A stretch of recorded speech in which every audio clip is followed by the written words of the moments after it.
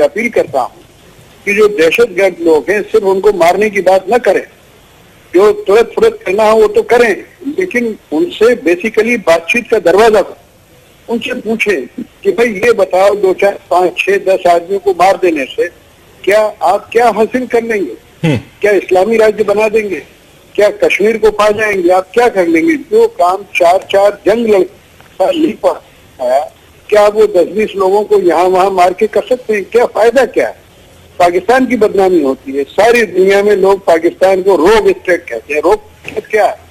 उद्दंड, कोई मतलब जो मैं बोलना नहीं चाहता हूँ लफ्ज, मेरे मुंह से किसी मुल्क के लिए बोलना अच्छा नहीं लगता है, वो लफ्ज इस्तेमाल करते हैं पाकिस्तान के लिए यार 10-20 दहशतगर्दों की वजह से। तो दहशतगर्द भी हमारे नहीं हैं, दहशतगर्द भी हमारे अपने लोग हैं, हमें उनको समझाना चाहिए। वो चाहे आपके दहशतगर्द हो चाहे हमारे दहशतगर्द। डॉक्टर साहब, ये जो आपने जो बात की वो बजा आप कह रहे हैं कि बातचीत जो है आप जितना भी लड़ लें आखिर में मामलात का हल होती है, लेकिन अगर आप रियासत और 2 रियासतों की बात कर रहे हैं तो फिर तो मेरी समझ में ये बात आती है, लेकिन अगर आप गैर रियासती अनासर की बात कर रहे हो तो पाकिस्तान के अंदर हमने इस किस्म के तजर्बे करके देख लिया। तालिबान के हवाले से हमने बातचीत करके उनसे देख लिया। लातों के भूत बाज दफा बातों से नहीं मानते हैं और हमें एडमिट करना पड़ेगा कि पाकिस्तान इस वक्त दहशतगर्दी की जद में है। पाकिस्तान उनसे निपटने की कोशिश कर रहा है, लेकिन ये जो गैर रिवायती जंग है या जिसको हम गैर रियासती अनासर कहते हैं, इनकी एक अपनी यूटिलिटी और एजेंडा और फाइनेंसेस मौजूद हैं। मैं जरा मसूद खान साहब से इस हवाले से थोड़ा सा जवाब ले लूं। जो बात कर रहे हैं वेदक साहब, वो कहते हैं कि आप थोड़ा सा उनके साथ गुफ्तगू के भी दरवाजे खुले रखें। वो कह रहे हैं मैं हाफिज सईद साहब से मिला, उनको मेरी बात समझ में आ गई, लेकिन यहां पे आपको सूरत हाल मुख्तलिफ नजर आती है। देखिए, कश्मीर में बहुत बेचैनी पाई जाती है। कश्मीरी 7 अशरों से अपनी आज़ादी का इंतज़ार कर रहे हैं, हक़ खुद इरादियत के इस्तेमाल के लिए बेचैन हैं वो, और लेकिन वो हमेशा अबतरी का शिकार रहा है। उसे कोई इंसाफ नहीं मिला, अक़वाम मुत्तहिदा करारदादों की रोशनी में इंसाफ नहीं मिला। ये कश्मीरी चाहते हैं, और जो जायज़ ज़राए हैं, जो सफारती ज़राए हैं, जो मुज़ाकरात के ज़राए के खुदारा, ये प्रोपेगेंडा पाकिस्तान के खिलाफ खत्म कर दे। लेकिन हमें कुछ अपनी गलतियां भी मान लेनी चाहिए। कुछ हमारी पॉलिसीज ऐसी रही हैं माजी के अंदर जो बैकफायर कर गई और जिनका खमियाजा आप मान लीजिए। लेकिन मैं आपको बता रहा हूं कि इस वक्त हमारे इदारों ने, रियासती इदारों ने ये तायुन किया है, मुतय्यन किया है कि फाटा, कराची और बलूचिस्तान में गैर रियासती अनासर नहीं, हिंदुस्तान के रियासती अनासर और उनकी खुफिया एजेंसी बाकायदा दहशतगर्दी की और तखरीबकारी की पुष्टबराही कर रही है। इसे आप क्या कहेंगे? ये क्या कोई अमल का पैगाम है? मैं कुछ अर्ज करूं? जी जी, उनसे कहिए। जी जी डॉक्टर साहब कह रहे हैं, बिल्कुल।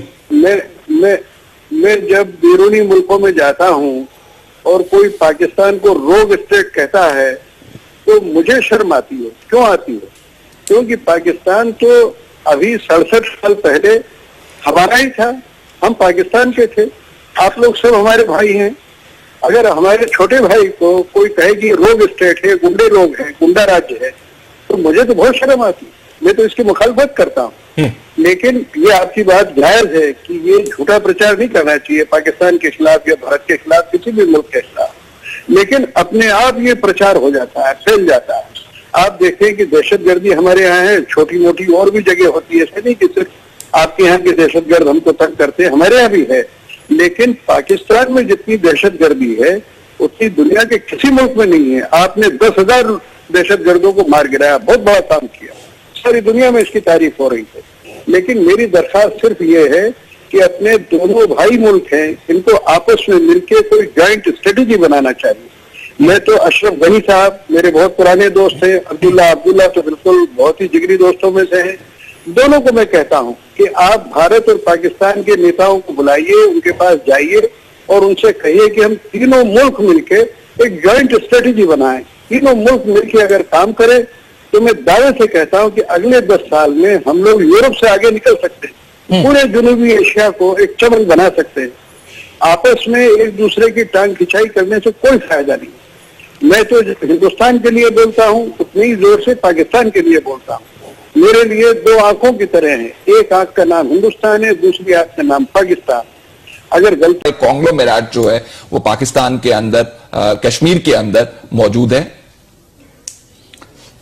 ये आपने किस तंजीम का नाम लिया है? ये यूनाइटेड जिहाद काउंसिल, जिसके अंदर जिन्होंने रिस्पॉन्सिबिलिटी क्लेम की एयरबेस अटैक के ऊपर पठानकोट में, और वो कह रहे हैं कि 13 ऑर्गेनाइजेशंस का ये कॉन्ग्लोमेरेट है। दो चीजें आपने कही हैं। एक तो ये कि डॉक्टर वैद के हवाले से उन्होंने ये कहा कि वहाँ उनके पास कुछ शहादतें हैं, पाकिस्तान की तरफ से जो है कोई डांडे मिल रहे हैं इन सब के। एक ये चीज़ है। दूसरी ये कि यूनाइटेड जिहाद काउंसिल ने इसकी जिम्मेदारी कबूल कर ली है। अच्छा, ये मुझे चीज़ समझ में नहीं आती कि इस किस्म के मामलात बहुत उलझे हुए होते हैं। बिल्कुल, कैसे शहादतें इकट्ठी कर ली जाती हैं। दूसरी ये है कि अगर यूनाइटेड जिहाद काउंसिल ने किया है तो उसने फिर ये जिम्मेदारी कबूल क्यों की? मतलब उनका क्या मकसद है इस सिलसिले में, मुझे समझ में नहीं आ रहा।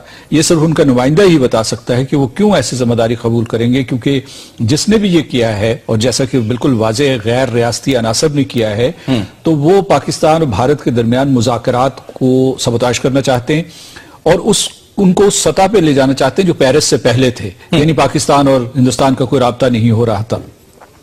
तो इसमें दहशतगर्दी की कई तंजीमें, खासतौर से इंतहा पसंद हिंदू तंजीमें नहीं चाहती कि पाकिस्तान और हिंदुस्तान के दरमियान अमन कायम हो, और पाकिस्तान और हिंदुस्तान एक दूसरे के करीब आने की कोशिश की है या वो मुज़ाकरात की मेज़ की तरफ बढ़े हैं। तो उन्होंने इस किस्म के कई ऐसे हादसे करवाए हैं या इस किस्म के ऐसे वाक़यात, दहशतगर्दी के वाक़यात जो है वो क्रिएट करवाए हैं, जिसकी वजह से मुज़ाकरात का सिलसिला टूट गया है। समझौता एक्सप्रेस का एक वाक़या है। उसके अलावा क्योंकि वो ये जो एतमाद साजी के सारे इक़दाम किए जा रहे थे उनके खिलाफ है, तो हिंदुस्तान अपने घर में देखे, हिंदुस्तान में बहुत सी तंजीमें, खासतौर से इंतहा पसंद मजहबी क़ुव्वतें, हिंदू क़ुव्वतें जो हैं, वो चाहती हैं कि ये ममालिक एक दूसरे के करीब ना आए ताकि हिंदुस्तान की बालादस्ती कायम रहे। ठीक है। मैं जब आए हमारे यहाँ मोदी साहब के शपथ लेने के लिए, ओथ के लिए, आपने देखा, आपको याद है ना जी क्या हुआ था? अफगानिस्तान में हेरात में हमला कर दिया उन्होंने। तो तालिबान लोग हर ऐसे मौके पर, जब आपकी सरकार भारत से बात चलाना चाहती है, दोस्ती के लिए हाथ आगे बढ़ाती है, तो आपको बदनाम करने के लिए इस तरह के हादसे कर देते हैं। ठीक है। मैं समझता हूँ जितना भारत का नुकसान होता है उससे ज्यादा पाकिस्तान का होता है। ठीक है। इसलिए पाकिस्तान को आगे बढ़ के इसमें इनिशिएटिव लेना चाहिए और भारत को कहना चाहिए कि नहीं, हम बातचीत जारी रखेंगे, और बल्कि आप कोऑपरेट कीजिए हमारे साथ कि हम ये टेररिस्ट को कैसे हटाएं। जैसे आपने पठानकोट किया, जैसे आपने पेशावर के टेररिस्ट के लिए जोरदार मुहिम चलाई, सारी दुनिया में उसकी तारीफ हुई पाकिस्तान की। ऐसी ही मुहिम आपको उन टेररिस्ट के खिलाफ भी चलाना चाहिए जो भारत पर हमले करते। कोई बुराई नहीं है इसमें। अच्छा, अभी